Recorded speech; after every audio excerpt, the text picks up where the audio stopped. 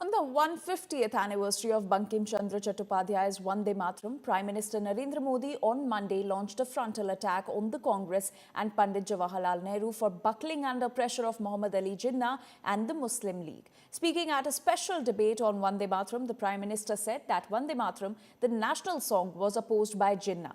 And instead of opposing Jinnah, Nehru succumbed under the pressure. Priyanka Gandhi Vadra sought to know the relevance of the topic of debate, insisting that this was aimed not just at Bengal elections, but also as diversionary tactics. Here's a report.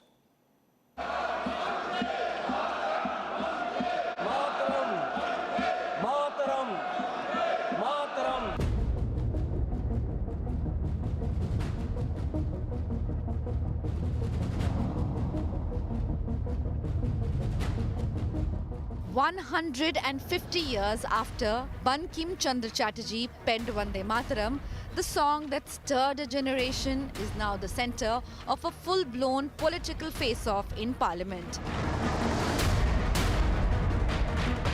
Prime Minister Narendra Modi opened the debate. The charge was direct.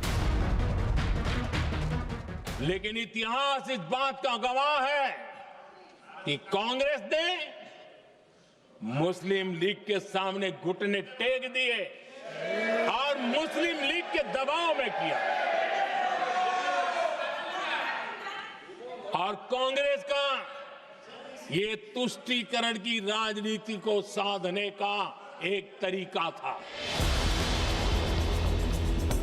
Slamming Nehru for succumbing to Muslim League pressure, he questioned the Congress.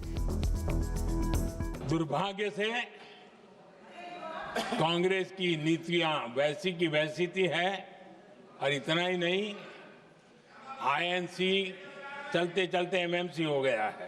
Congress और उसके साथी और जिन जिन के नाम साथ कांग्रेस जुड़ा हुआ है सब वंदे मातरम पर विवाद खड़ा करने की कोशिश करते हैं।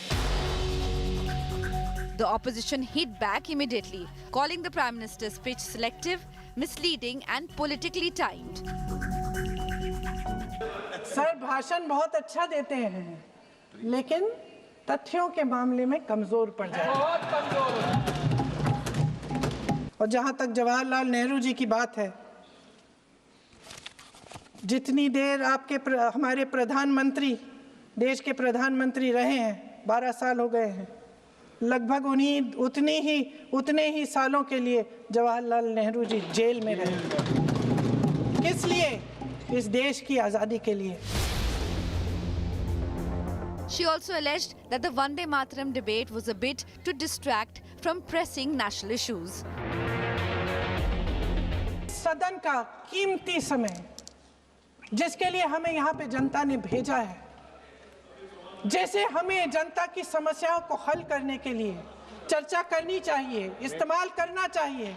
इनकी राजनीति दिखावे की राजनीति है, इवेंट मैनेजमेंट की राजनीति है, चुनाव से चुनाव तक राजनीति है। कांग्रेस के हर एक अधिवेशन में 1905 से लेकर आज तक सामूहिक तौर पर वंदे मातरम गाया जाता है। The BJP countered hard, accusing the Congress of disrespecting a patriotic poem and questioning Rahul Gandhi's absence during the debate. Vande Mataram के साथ हुए राजनीतिक छल और अन्याय के बारे में सभी पीढ़ियों को जानना चाहिए। इसीलिए इस संबंध में चर्चा हो रही है। वसुधैव कुटुंबकम की भावना में विश्वास रखने वाली विचारधारा को खतरा माना गया। यह बात कोई रैंडम थॉट नहीं थी अध्यक्ष महोदय, यह एक ऐसा पूर्वाग्रह था जिसने तुष्टीकरण की राजनीति को जन्म दिया। इतनी बड़ी बहस, राहुल गांधी गायब, एक बार तो सुनने भी आ जाए भाई।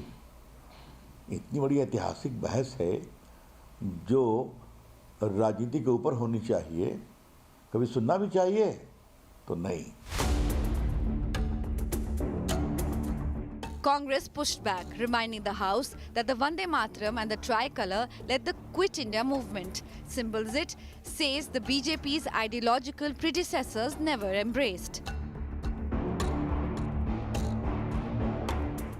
मैं पूछना चाहता हूं कि 1942 में जब भारत छोड़ो आंदोलन था, तब आपके राजनीतिक पूर्वज कहां थे? आपके राजनीतिक पूर्वजों ने लगभग 52 साल आपने ना राष्ट्रीय तिरंगा अपने शाखाओं में लगाया, ना राष्ट्रीय नेशनल एंथम अपने शाखाओं में कहा।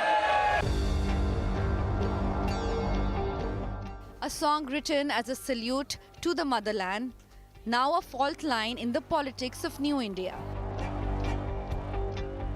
The question remains, can Vande Mataram still unite as it once did, or will it remain a battleground for competing political narratives in the run-up to 2026? With Aishwarya Paliwal and Mausami Singh, Bureau Report, India Today.